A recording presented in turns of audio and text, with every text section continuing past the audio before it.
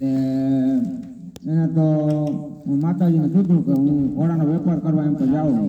તો માતાજી કહે હું એમાં ઘોડાના વેપારમાં સારું નથી પાડતી, એટલે તું ઘોડાનો વેપાર કરવા ન જા. માતાજીએ ના પાડી, પણ મોડું હોની માયનું નહીં. અને ગયો એની ઘરે એવી ગરીબી એમ કે બે ટાઈમ ખાવાનું રોટલાની તાણ એમ, અને એવી ગરીબી હતી એમ. પછી મોડું હોની ઘોડાનો વેપાર કરવાની ના પાડી તો ગયો બહાર દેશમાં. અને વાંહેથી પછી એની દીકરી તો એની ઘરના ગોખલો હતો દોઢ હાથનો. ત્યાં રોજ નાહી ધોઈ અને માથે ઓઢી અને મમ્મી માના દીવા કરતો. એને મમ્મી માને દીવા કરતી દીકરી, મોડું હોની દીકરી હોનબાઈ.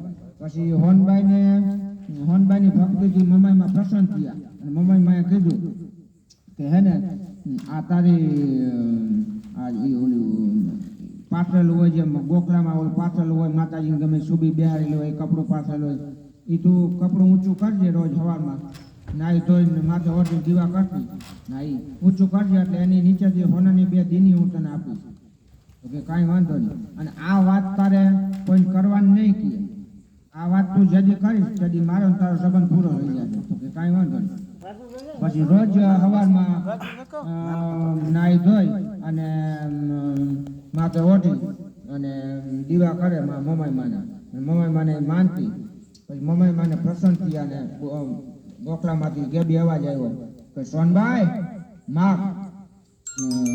તો કે સોનભાઈને ગોખલામાંથી અવાજ આવ્યો.